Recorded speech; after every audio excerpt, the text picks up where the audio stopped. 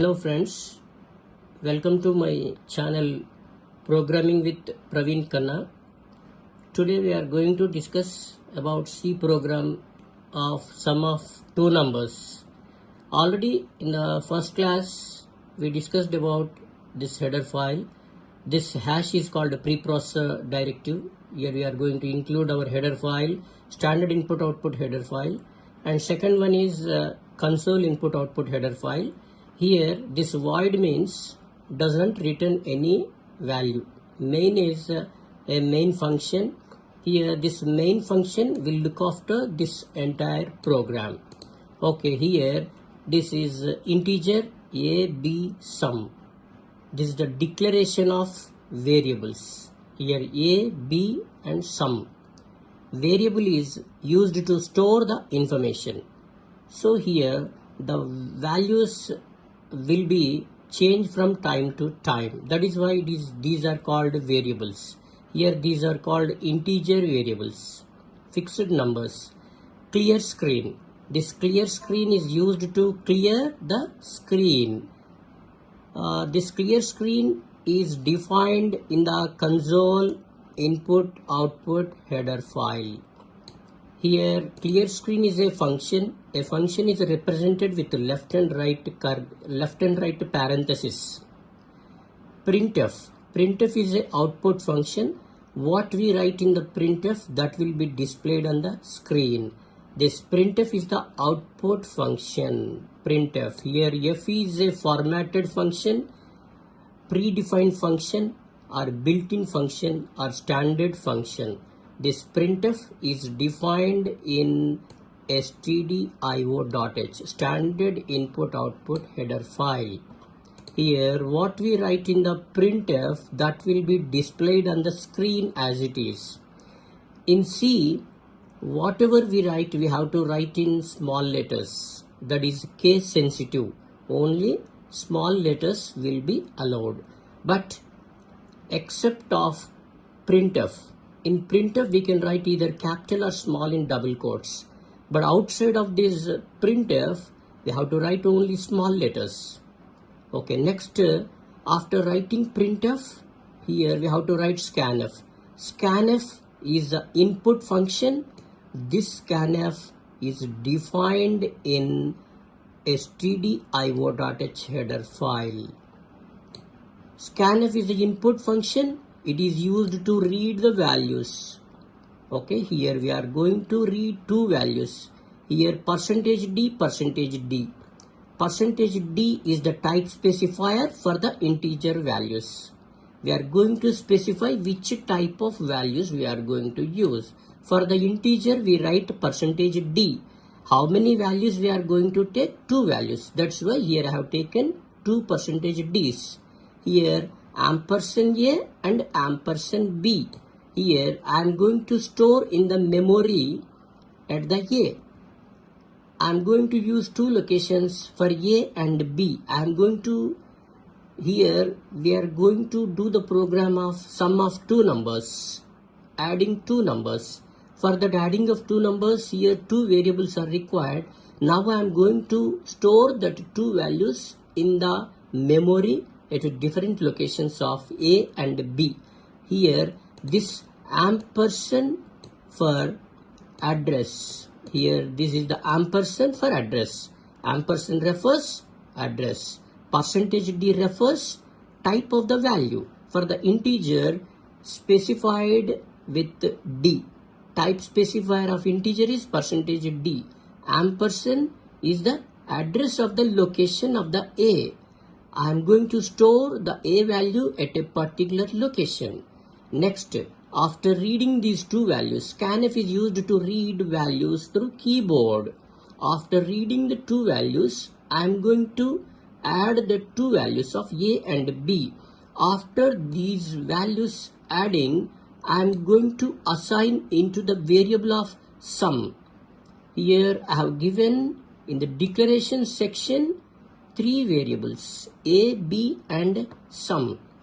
After adding these two values, I am going to assign into the sum variable. Here variable is used to store the information. the value will be changed during the execution. At any time the value will be changed. Variable is the identifier. Identifier is the name of the location. Here we can give any names. That is the identifier. These are here variables for the integer. So here after adding, I am going to assign the sum of two numbers into sum. Here you can take any variables. Next, printf, addition of two numbers is %d, sum. Here in double quotes we can write either capital or small, but outside of the double quotes we have to write only in small letter. Where I assign the answer in some variable. So I am going to retrieve that value. So here I have given that sum. Okay. Here we have to specify which value we are going to retrieve. Which value we are going to retrieve? Integer value. Where is that? In the sum location. So now we retrieve and we display on the screen getch. After that, for direct output we will use getch. Without getch, it takes a long time to get the output. Okay. Here after writing the program, here the program will start with the left curly brace. It will end with the right curly brace. After writing this program, compile. Compilation. During the compilation, if we have any errors, that will be displayed on the screen. Here we have 0 errors. Okay. Next, whenever we compile, the program will be executed in the form of .obj. It will be converted into .obj. During the compilation, the program will be converted into object file. After compiling, we have to run the program. This run is called execution or control F9. Press it, enter any two numbers. Here I am going to enter 3, next 4. Addition of two numbers is 7. Okay. You see, without this, without getch, if I remove this,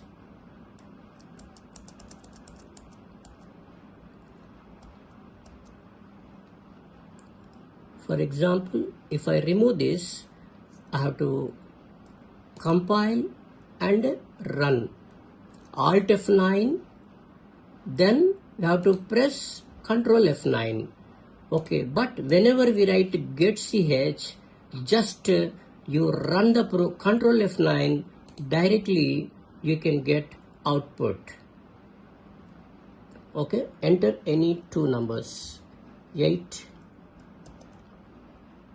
7. You see, we didn't get output directly. Okay, then we have to run the program. Okay, it takes a long time. Okay, so you see here if I want to get answer, Alt F5,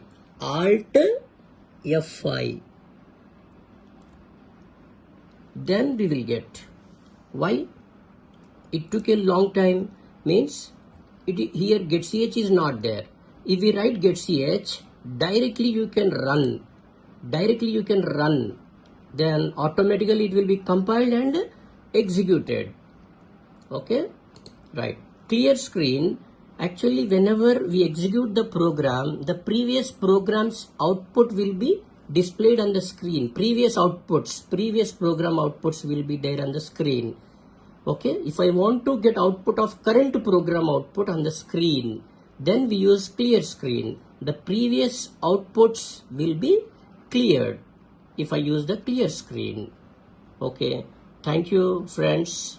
If you like this video, please share, subscribe and like it.